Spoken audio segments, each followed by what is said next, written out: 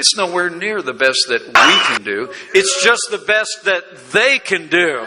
And when Donald Trump becomes president of the United States of America, we're going to put our fiscal house in order. We're going to cut taxes. We're going to repeal Obamacare. We're going to end the war on coal. And we're going to unleash the full potential of the American economy and get this country working again.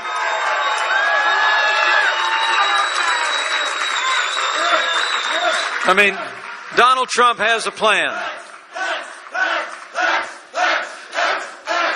Let's try Trump.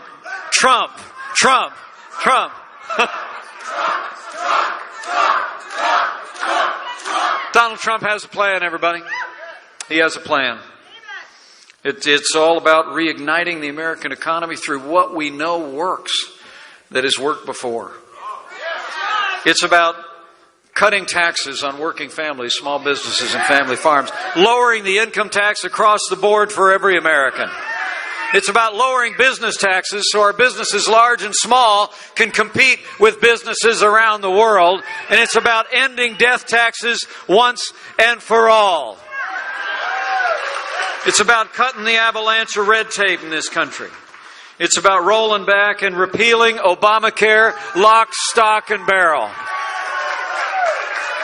It's about unleashing an all-of-the-above energy strategy that allows America to develop our vast natural resources. And men and women, it's also about having a president who will negotiate trade deals. Negotiate deals that will work for the American worker and the American economy and puts American jobs first. Now, I was told, I missed her speech today, but I was told that Hillary Clinton was going to say that Donald Trump's plans are wildly unrealistic.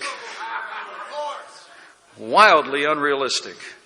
Well, the only thing that is wildly unrealistic is assuming you can elect the same people with the same failed ideas and have a different result. I, for one, want a president who believes in the wild expectations of the American people and the boundless potential of the American economy. And that man is Donald Trump. And I got to tell you, nothing Donald Trump spoke about this last Monday is theoretical or hypothetical. You've seen it work here in Wisconsin. We've seen it work here in Indiana. If you just live within your means, you let people keep more of what they earn, you make the right investments in education, infrastructure, and even health care, it all still works. I mean, the state of Indiana, I'm very humbled to tell you that about 10 years ago, we did what Wisconsin's done in recent years. We decided to elect common sense conservative leaders who put those principles into practice. And the results have been really remarkable. In the state of Indiana, we've seen extraordinary results. Today, we not only have a balanced budget and made record investments in education and in infrastructure, but as governor, I've actually been able to pass tax cuts every single year since I've been governor. $3.5 billion in tax relief. We actually have more Hoosiers going to work than ever before in the 200-year history of the state of Indiana. And that's exactly what the no-nonsense leadership of Donald Trump is going to bring to the White House and to all the people in the United States. Now, when you talk about the choice that we face at home and the record of the other side and the vision of Donald Trump to make America great again, it gets even more dramatic when you think about the record overseas, doesn't it? I mean, 7.5 years of Barack Obama and Hillary Clinton's policies have weakened America's place in the world. Terrorist attacks at home and abroad, heartbreaking scenes on the streets of our allies, a Catholic priest laid to rest, having been murdered in the pews of his own church in France. Attempted coups in our allies. For all the world, it looks like that whole area of the wider Middle East is just spinning apart. History teaches us that weakness arouses evil. And I truly do believe that the foreign policy that Hillary Clinton carried on behalf of Barack Obama a foreign policy of leading from behind, moving red lines, feigning resets with Russia. The rise and rule and reign of ISIS are a testament to that truth of history. And most appallingly of all, we learned last week that in the wake of that disastrous agreement with the radical mullahs in Iran, on the very day that Iran released 4 American hostages, this administration delivered $400 million in cash, in ransom, in violation of generations of American policy. Let me make a promise to you. When Donald Trump is President of the United States of America, we won't be paying ransom to terrorists or terrorist-sponsoring states. They will be paying a price anytime they threaten or harm or detain the people of the United States or our allies. You know, you have to remember Hillary Clinton's record on foreign affairs. It was Hillary Clinton and Barack Obama who squandered the hard-fought gains in Operation Iraqi Freedom and created the very vacuum in which ISIS was spawned in the deserts, compromising territory that our soldiers had won in Iraq. It was Hillary Clinton who actually instigated that disastrous agreement with Iran, $150 billion. Just a week ago, the supreme leader of Iran actually referred to the relationship with the United States as, quote, deadly poison, and he distanced himself from the agreement that Hillary Clinton boasted of in her acceptance speech. And as we're talking about the record, you know, it was Hillary Clinton and her State Department who left Americans in harm's way in Benghazi. And then after 4 Americans fell, she said, "What difference at this point does it make?" Let me say, as the proud father of a United States Marine, anyone who said that, anyone who did that, should be disqualified from ever serving as Commander-in-Chief of the Armed Forces of the United States of America.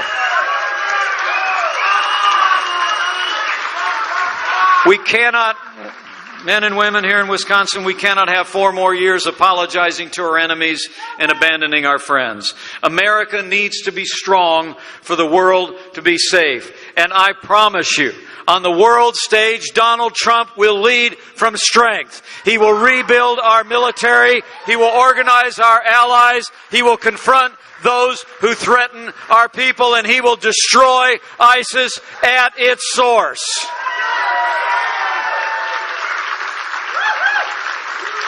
You know, when I think about these times in which we live, I can't help but sum it up in just one phrase. You know, I think the American people are just tired of being told. Okay? We're tired of being told by an elite establishment in Washington, D.C. that this is as good as it gets, right? We're tired of being told by a political class and a national media that says we'll get to solving those issues tomorrow, even though we're going to have the same leadership that we've had all along. And you know, I think we're tired of being told, as Ronald Reagan used to say so eloquently, we're tired of being told that a little intellectual elite in a far distant capital can plan our lives better for us than we can plan them ourselves.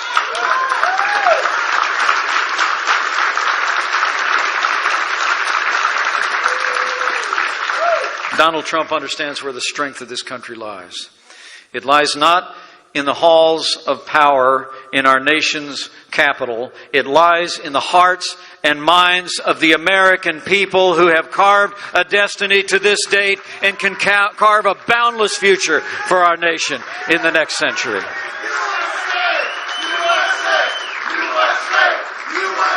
Now, there's one other issue I want to remind you of before I take my leave, and I'm just so grateful that you all would come out tonight. I know I'm kind of a B-list Republican celebrity, so appreciate you being here.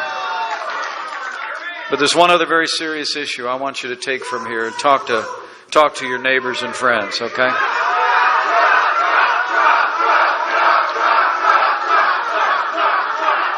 And that is, as this election approaches, we're electing a president for the next 4 years. But let's be very clear on this point. The next president will very likely set the course and direction of the Supreme Court of the United States for the next 40 years. Those of us who cherish the Constitution, limited government, the liberties that are enshrined in our Bill of Rights and our founding documents, we better think very hard about that. Okay? I mean, with the passing of the late and great Justice Antonin Scalia, God bless him indeed. What a great man and a great mind.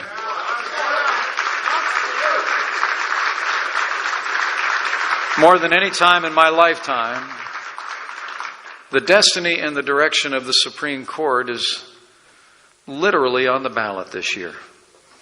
Because the President of the United States, who's sworn in January of 2017, will make that next appointment, and on so many issues critical to our liberties, could well be the deciding vote. Now, some people are troubled about that. I'm actually not. Because I like the idea that the American people will decide the direction of the Supreme Court of the United States in this election. Donald Trump has published an extraordinary list of men and women, accomplished jurists, strict constructionists, people who are in the model of Justice Antonin Scalia. But I'll tell you what, elect Hillary Clinton, you better get used to being subject to more unelected judges using unaccountable power to take unconstitutional actions. So let me say, just to be clear on this point, for the sake of the rule of law, for the sake of the sanctity of life, for the sake of our Second Amendment to the Constitution of the United States, for the sake of all of our God-given liberties enshrined in our founding documents, we must decide here and now in Wisconsin, in this election, that the next president to make appointments to the Supreme Court of the United States will be President Donald Trump.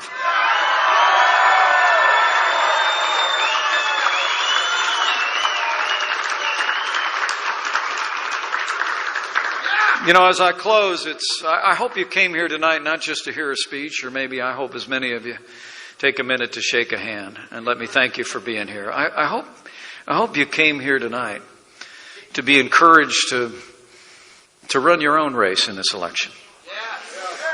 You know, sometimes it's important for us to pay more careful attention to what we already know. You're here because you know the stakes in this election. That it's a choice between real change for the better, change back to the policies and the ideals that have made America great and will make America great again, or the policies, continuing the policies of the failed leadership in Washington, D.C. that has run our economy into a ditch and reduced American influence in the world. But you know, as you go out, I hope you will speak to your neighbors and friends here in Wisconsin more about what unites us than what divides us.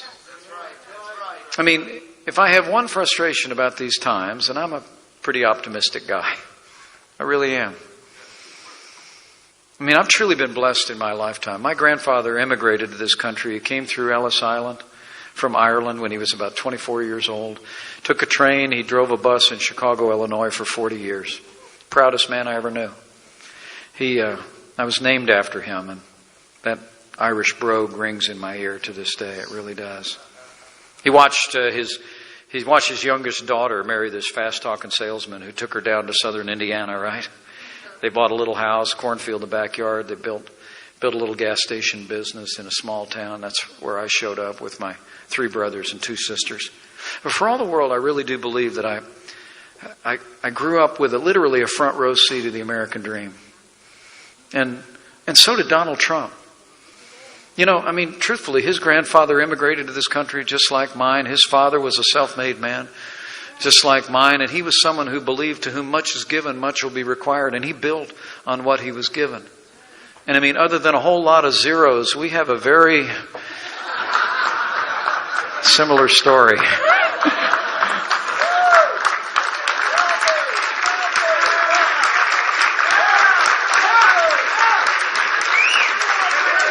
I really mean that. So when you're out there talking to neighbors and friends here in Milwaukee and all across Wisconsin, I hope you explain to them, when they hear Donald Trump say, "We'll make America great again," he's talking about the American dream. Yes! He's talking about having the kind of policies that give every American, regardless of race or creed or color, a shot at living out their dreams. Because, when my grandfather came here, the legend in our family is that his mother put his arm around him when he was headed off across the Atlantic and said to him, "You have to go because there's a future there for you." And what she meant was in America, anybody can be anybody. And that's what the freedom of this nation has wrought. And the people of this nation have defended all throughout our nation's history. And I really do believe that reviving the American dream is what this election is really all about. So as you go out, I just encourage you, talk about what unites us, not so much what divides us. Lay out that positive vision to your neighbors and friends. And chief among them for me has always been that throughout our history, from even before there was a United States of America, that the people in this nation, in overwhelming numbers, have long believed and shall ever believe that at our core, our strength resides in the fact that we are one nation under God, indivisible, with liberty and justice for all.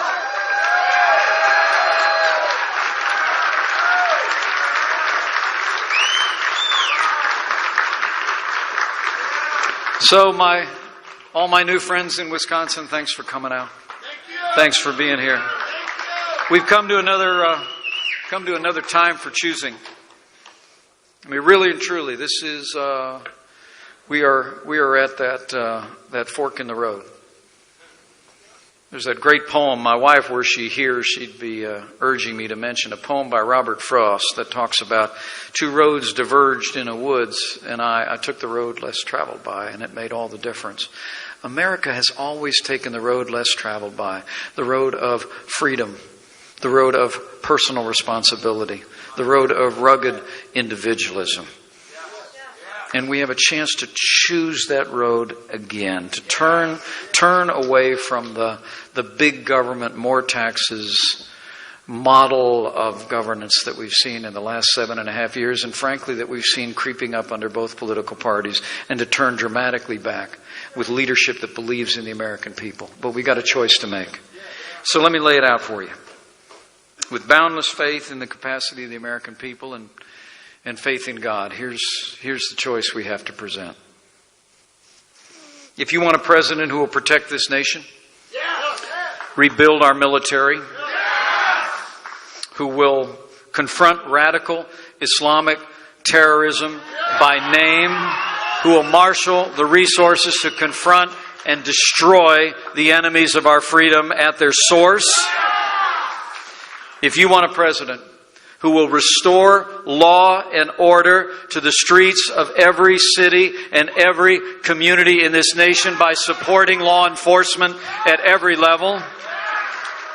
If you want a president who will cut taxes, grow our economy, roll back federal red tape, squeeze every nickel out of that bloated federal bureaucracy, and repeal Obamacare lock, stock, and barrel. If you want a president who will build a wall, restore strong borders, and enforce the laws of this nation for the citizens of this nation, and I'll promise you this, if you want a president who will upend the status quo in Washington, D.C., and uphold the Constitution of the United States of America, then my friends here in Wisconsin, we have but one choice. That man is ready. This movement is ready. This country is ready. Let's leave here and not rest and not relent until we make Donald Trump the 45th President of the United States of America, and we will make America great again.